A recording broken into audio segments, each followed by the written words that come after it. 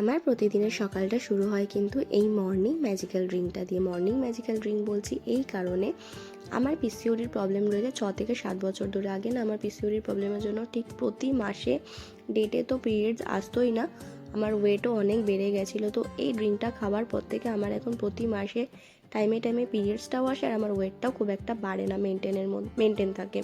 তো তোমরা যদি জানতে চাও এটা কীভাবে বানাতে হবে, তোমাকে কমেন্ট বক্সে লিখে জানিও। খুব ইজি, সব জিনিসগুলো ঘরেই থাকে। আমি তোমাদের সাথে রেসিপি শেয়ার করব। এটা কিন্তু দিনে দুবার খেতে হবে, একবার সকালে খালি পেটে আর একবার বিকালে 5টা নাগাদ।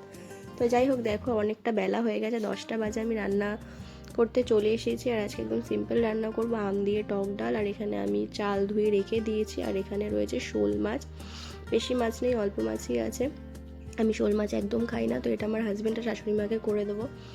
তো অলরেডি যেহেতু 10টা বেজে গেছে, অনেকটাই বেলা হয়ে গেছে, তো আমি এখন ভাবছি ব্রেকফাস্ট বানানোর সময় নেই, তাড়াতাড়ি করে আমি স্মুদি বানিয়ে নিচ্ছি, ওটসের স্মুদি। যখন হাতে টাইম থাকে না তখন আমি এইভাবেই স্মুদি বানিয়ে খেয়ে নিই। তো তার জন্য আমি এখানে 2 চামচ ওটস নিয়েছি, কয়েকটা মাখানা নিয়ে নিয়েছি, রাত্রিবেলায় ভেজানো কিছু ড্রাই ফ্রুট ছিল সেগুলো নিয়ে নিলাম, আর নিলাম হাফ গ্লাসের থেকেও কম দুধ, একটা কলা আর 1 চামচ পিনাট বাটার। তোমরা হয়তো ভাবছো যে পিসিওডির প্রবলেম আছে আবার দুধ খাচ্ছে, পিসিওডির প্রবলেম দুধ খাওয়া যায় না, কিন্তু আমার ডক্টর আমাকে একদম বারণ করেনি দুধ খেতে। আমার ডক্টর আরও দুধ খেতে বলেছেন, কারণ ক্যালসিয়ামের খুব দরকার হয় প্রতিটা মানুষেরই। তো দুধ না খেলে ক্যালসিয়ামের প্রবলেম হবে। তো খেতে পারো, কিন্তু পরিমাণে একদম কম। তো আমি এখানে খেয়ে নিয়েছি।